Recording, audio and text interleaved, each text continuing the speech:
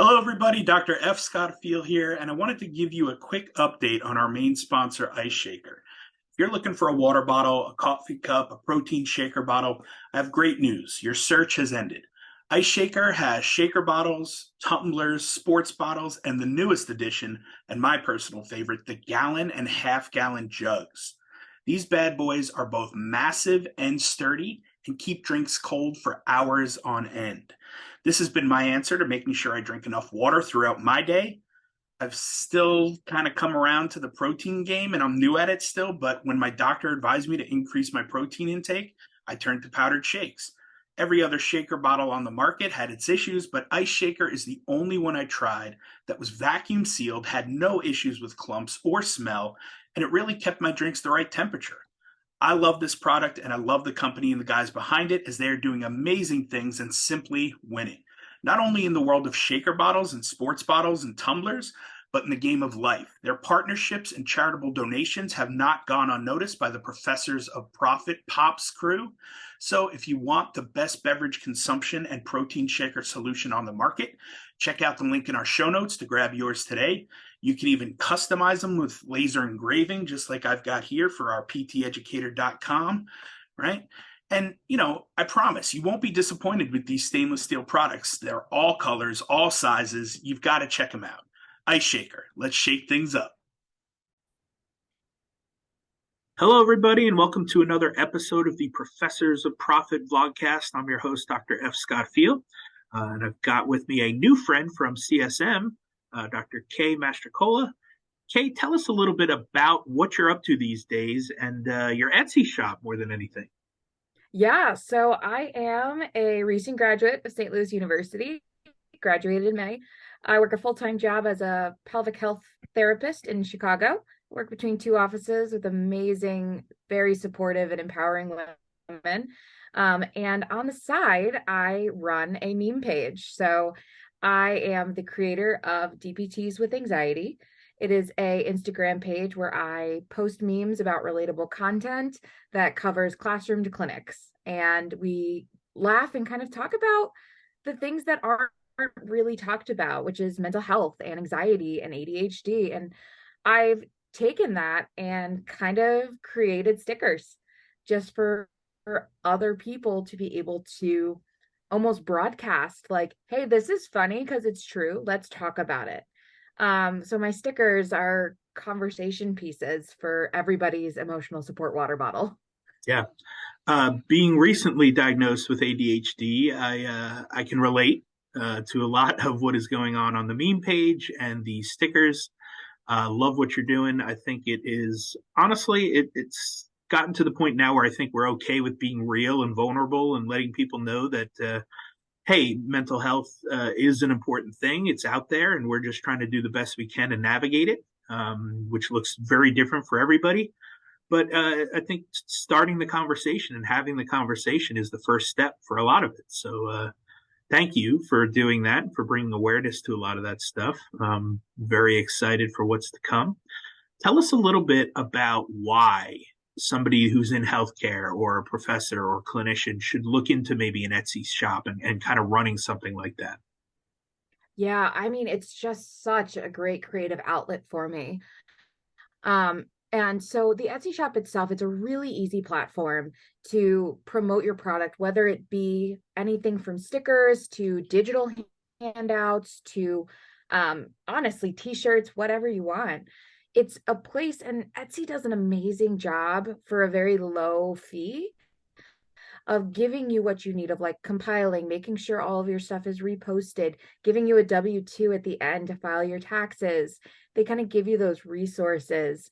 And it's a very known website like Etsy. It's just kind of where you go for very niche things. And so I found that it was a really great marketplace for when people are searching for PT gifts. There's not really can't find PT gifts at Kohl's or Target. And so when you're looking at Etsy, it's kind of this very niche creative side. And as a creator, it's validating to watch people purchase things, and it's very easy to get that link out and to share it with basically everyone around you. And so setting up a store, I think is a great endeavor just to kind of tap into some more of that creativity that might get lost in the day-to-day clinical of your day. Yeah, I love that. I mean, again, like I was an English major, right? Before I was a physical therapist. So I've always had a little bit of creative side to me for sure. I love reading, I love writing. I've been in the plays, the musicals, right? I've done sports, I've done student union, and student government stuff. I was the class president for our PT class. I'm into a lot of different things. And if I don't have that creative outlet, it's tough for me. Like I struggle. And Hmm. there are settings in the PT world that stifle and really suffocate creativity, which is not good. It's not healthy. And I've been I in was I've been in told, some of them. yeah, I was told in a clinical once that physical therapy is no place for creativity. And I was like, that's a really weird thing to say to somebody. Right. And it's drastically wrong too, because Yeah. think about it, right? Physical therapists are creative. We're problem solvers. We adapt equipment.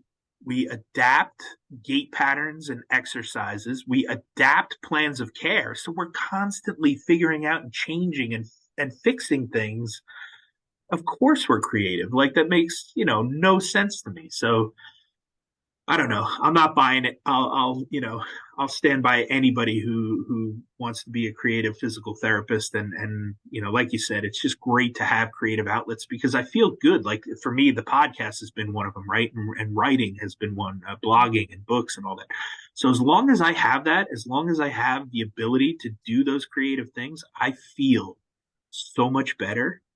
I feel Hmm. healthier. I feel happier, you know, and I've been able to luckily navigate it while keeping one foot in the boat of healthcare and physical therapy, right? Yeah. So it's been a win-win for me all around. So I appreciate what you're doing, like I said, and I just, I can't wait to see what else is to come.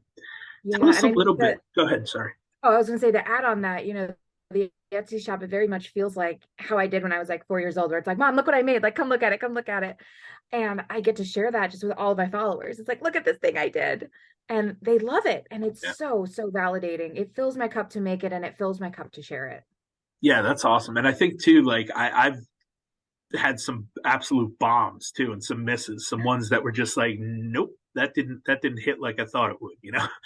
And it's Oh, I've okay. made plenty of memes. Yeah, it's okay, right? I mean, there's ones that are going to be viral and people love and just go nuts, and then there's going to be ones that are like, nope, swing and a miss.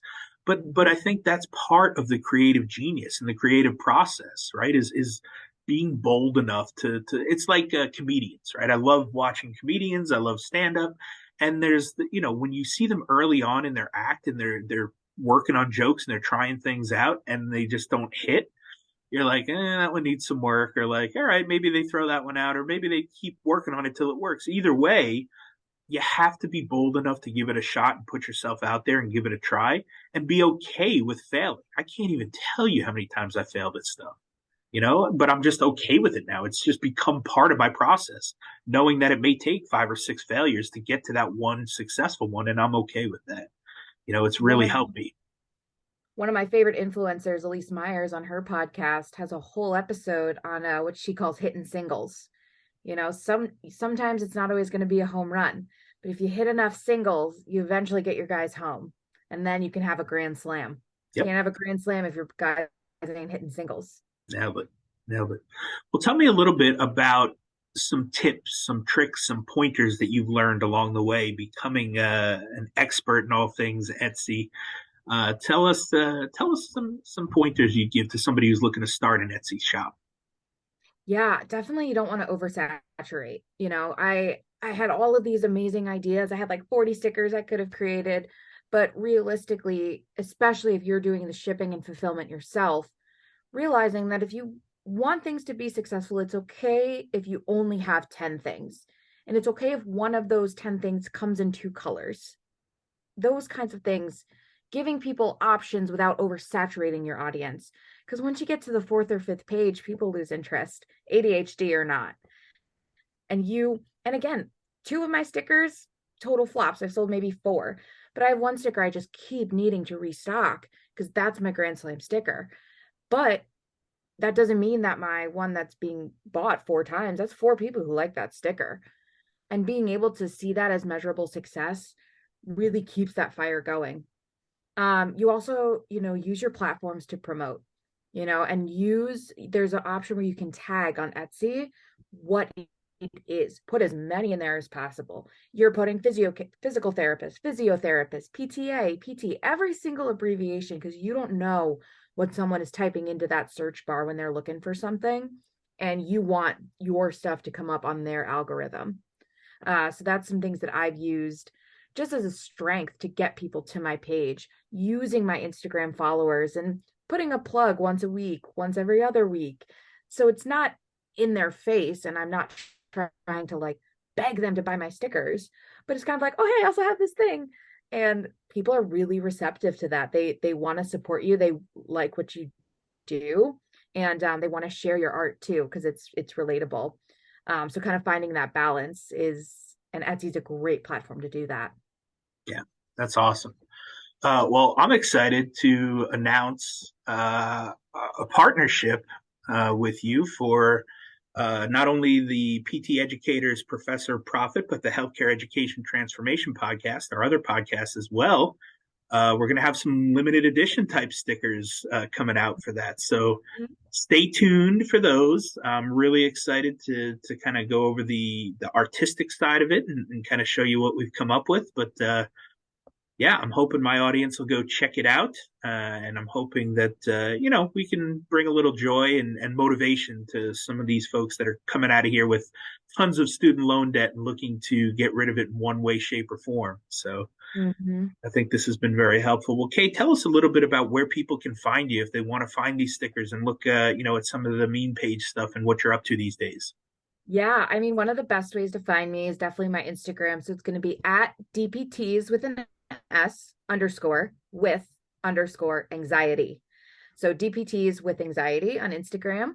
My link in bio does have my Etsy shop.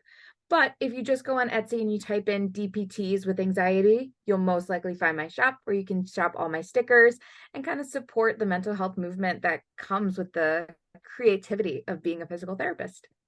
Yeah, I'm looking forward to it. We'll put all the links in the show notes so people can find you easily. Kay, thank you so much for coming on to chat with us about all things Etsy. We appreciate that, and hopefully some people will take this and run with it and start their own Etsy shops. I know there's some creative PTs out there, so I'm looking forward to And if seeing it's what you, this share it with spurs. me and I'll help promote it. I'll Yeah, help for promote it. sure.